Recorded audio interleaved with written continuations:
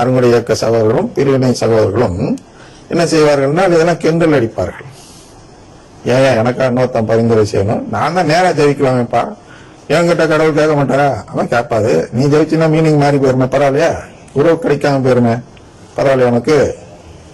அதனாலதான் நாம் புனிதர்கள் வழியாக ஜெயிக்கிறோம். அதான் அவர் சொல்றாருல்லவா, மத்திய 6வது அதிகாரத்தில் பார்த்தால் எப்படி ஜபிக்க வேண்டும் என்று சொல்லுகிறார். ஆனால் அது நமக்கு புரிவதில்லை. என்ன சொல்றாரு? இப்படிலாம் சொல்றாரு, பிதற்றுகிறார்கள் சொல்றாரு, அது மாதிரி ஜபிக்காதுங்கிறாரு, உங்களை போய் சாத்திட்டு ஜபிங்கிறாரு, என்னன்னு சொல்லிட்டு அப்புறம் தான் பரலோகத்தில் இருக்காங்க ஜபத்தை சொல்றார். எனவே இந்த பிதற்றல் கிதற்றல் சொல்றாரு, இது நமக்கு புரியல. அதனால இதை புரிஞ்ச ஒரு நபரை அழைத்துக் கொள்கிறோம் இடையில். அவர்கள் தான் புனிதர்கள். அவர்கள் மூலமாக ஜபிக்கும் பொழுது நம்முடைய ஜபம் பிதற்றலாக இருந்தால் கூட அதை உருப்படியான வார்த்தைகளாக மாற்றி, அப்படின்னா உறவு கிடைக்கக்கூடிய வார்த்தைகளாக மாற்றி நமக்கு வேண்டியதையும் பெற்று தந்து வேண்டுதல் நிறைவேற்றி சொல்றோம் இல்லையா, அதையும் இவர்கள் கொடுத்து உறவையும் கொடுக்க ஏற்பாடு செய்வார்கள். யாரு? இந்த சுரூபங்களால், அதாவது அடையாள சின்னமாக இருக்கக்கூடிய சுரூபங்களுக்குரிய நபர்கள், யாருக்கு அடையாளமாக இருக்கிறதோ அந்த நபர்கள் இதை செய்து தருகிறார்கள். ரெண்டும் கிடைக்கப்பெற.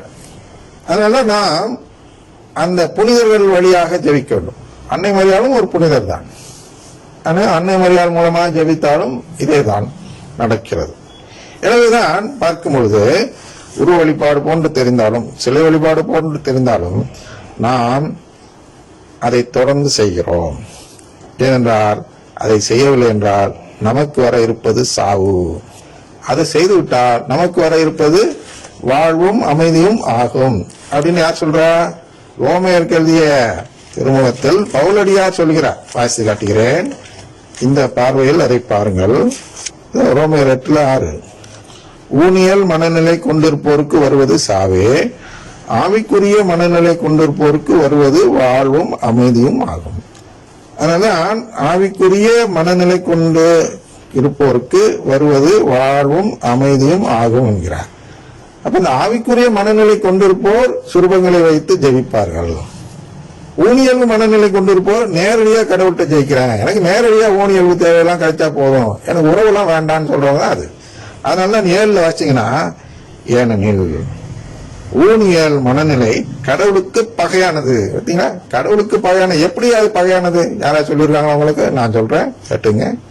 கடவுளின் உறவு வேண்டாம் என்று சொன்னால் அது கடவுளை பகைத்துக் கொள்ளும் செயல், நன்றி கெட்ட செயல் இல்லையா? அதனாலதான் என்ன சொன்னார் என்றால், சீசருக்குரியதை சீசருக்கு கொடுங்க, கடவுளுக்குரியதை கடவுளுக்கு கொடுங்க. அப்ப கடவுளுக்குரியதுன்னு என்ன? அவனை கண்டுபிடிச்சீங்களா? சீசருக்குரிய கண்டுபிடிச்சிட்டீங்க, பணம் காசு இதெல்லாம் கையில கொடு அப்படின்னாரு. கடவுளுக்குரியதுன்னு என்ன? கடவுளுக்குரியது என்பது நம்முடைய உயிரும் ஆன்மாவும். அவர் நமக்கு இது கடனாக கொடுத்திருக்கிறார்.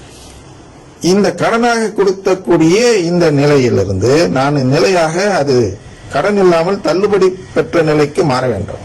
அப்படின்னா நான் கடவுளாக மாற வேண்டும். கடவுளாக மாறனா திருப்பி கொடுக்க வேண்டிய தேவையில்லை. அப்படின்னா செத்து போக தேவையில்லை.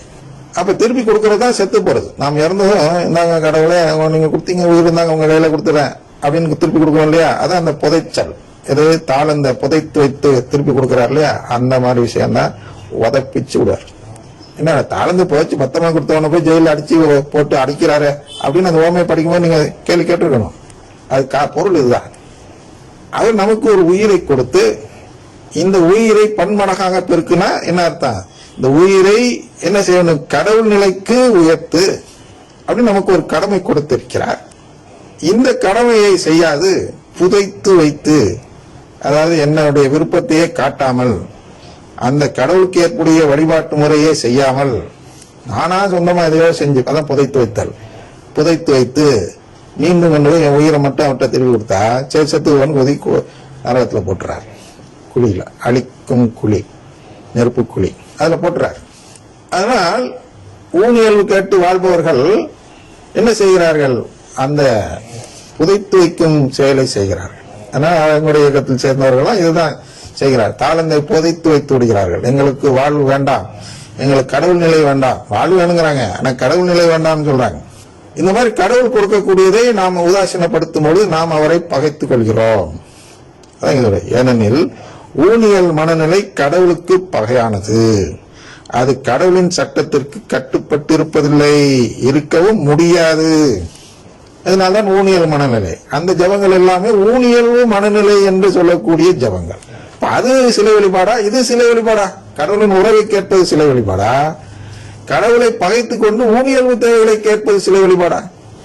எது பகைத்துக் கொள்ளும் வழிபாடு சிலை வழிபாடு? நீ உருவமே வச்சிடலப்பா, ஆனா நீ கேட்கறது கடவுளை பகைக்கும் செயலாக இருக்கிறதா இல்லையா? இங்க சிலையை பத்தி சொல்லியிருக்கா? வெறும் ஊனியல் மனநிலை மட்டும் தான் சொல்லியிருக்கு. அப்ப நரகத்துக்கு போறதுக்கு என்ன வேண்டும்? ஊனியல் மனநிலை இருந்தால் போது நரகத்துக்கு போயிட. நீ சிலை வச்சு வழிபட்டாதான் நரகத்துக்கு போகணும் அவர் ஒன்றும் சொல்லல. ஆனா நீ சிலை வைக்கலனாலும் ஊனியல் மனநிலையில ஜெயித்தால் நரகம்தான். அதான் மற்ற சபைகளுக்கு சொல்கிறோம். அவர்கள் நம்மை பார்த்து சிலை வச்சிருக்க நரகத்துக்கு போறேன் நம்மளை மாட்டுவாங்க. அவர்களுக்கு கடவுளை பகைத்து கொண்டவர்களாக இருக்கிறார்கள். ஊனியல் மனநிலை கொண்ட ஜபங்களை சொல்வதால், ஊனியல் மனநிலை கொண்ட சபைகளை தொடங்குவதால் இப்படி போயிட்டே இருக்கும். அவங்க செய்யறதெல்லாம் கொடூரமான செயல்கள், கடவுளுக்கு எதிரான கொடூரமான செயல்கள். அதையெல்லாம் வச்சு செஞ்சுக்கிட்டு அதை மரக்கட்டை என்று சொல்வார். நம்மள்ட்ட சின்ன துரும்பு சிறுவங்களை வைத்திருக்கிறோம், அது நம்ம உயிரை காப்பதற்காக வைத்துக் கொள்கிறோம்.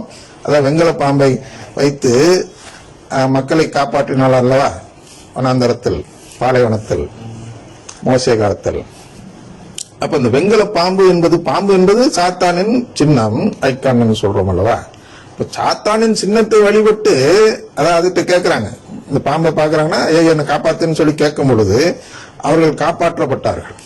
அப்ப உயிரை காப்பாற்றிக் கொள்ள பாம்பிடம் சொன்னாலும் பிரச்சனை இல்லைன்னு அங்க கடவுள் பார்க்கிறார். சரியா? அப்ப இந்த உயிரை காப்பாற்றும் சின்னமாக இருக்கக்கூடிய இந்த சுருவங்கள் ஒரு பாவச் செயல் போன்று தெரிந்தாலும் அந்த பாவச் செயலில் நம்மளுக்கு கடவுளின் உறவை பெற்றுத்தரும் என்றால் அது பாவம் அல்ல. அது புரியும். அது அவரை பகைக்கும் செயல் அல்ல. ஏனென்றால் நாம் அவர்கள் ஆவிக்குரிய இயல்பில் அவர்களை வழிபடுகிறோம், அவர்கள் மூலமாக வழிபடுகிறோம். அப்ப ஆவிக்குரிய இயல்பின் மீது நாட்டம் வைக்கும் செயலாக மாறிவிடுவதால் அது சிலை வழிபாடு என்ற பாவச் செயலுக்கு இணையாக மாறாது. அதனால என்ன சொல்றாரு 8லன்னா, இவங்களெல்லாம் பார்த்து, இந்த குறை சொல்றவங்களாம் பார்த்து, ஊனியல்புக்கு ஏற்ப வாழ்வோர் கடவுளுக்கு உகந்தவர்களாய் இருக்க முடியாது. அதனால அந்த சபைகள்லாம் கடவுளுக்கு உகந்த சபைகளாக இருக்கவே முடியாது. அதனால்தான் அருங்கொடை இயக்கமும் கடவுளுக்கு உகந்த இயக்கமாக இருக்கவே முடியாது. ஊனியல்பு இயக்கம், ஊனியல்புக்கு ஏற்ப வாழ்வோர் அவர்கள் அருங்கொடை இயக்கத்தினர்கள். அதை நாம் புரிந்து கொள்ள வேண்டும். அதனால் மகன் எனப்பட தகுதியற்றவன் என்ற அந்த நிலையில் நாம் மகன் எனப்பட தகுதியுடையவனா மாற வேண்டும் என்றால் இந்த சுரூபங்கள் வழியாக வழிபட வேண்டும் கடவுளிடம். அப்பதான் ஊனியல்பு இல்லாதவர்கள் என்ற மனநிலை கொண்டவர் என்று நிரூபிக்கப்படும். அடுத்தது நாம் என்ன பார்க்க வேண்டும் என்றால் சடங்காச்சாரம் செய்தல். அது அடுத்து அவங்க குறை சொல்வார்கள். இந்த பிரிவினை சகோதரர்கள் இருக்கிறார்கள் என்றவா, லூத்தரன் கூட்டம் என்று சொல்கிறோம் அல்லவா, அவர்கள் இந்த திருப்பலியை பார்த்து சடங்காச்சாரம் என்று சொல்கிறார்கள் அல்லவா. அது இதெல்லாம் குறித்து அடுத்த பகுதியில் பார்ப்போம்.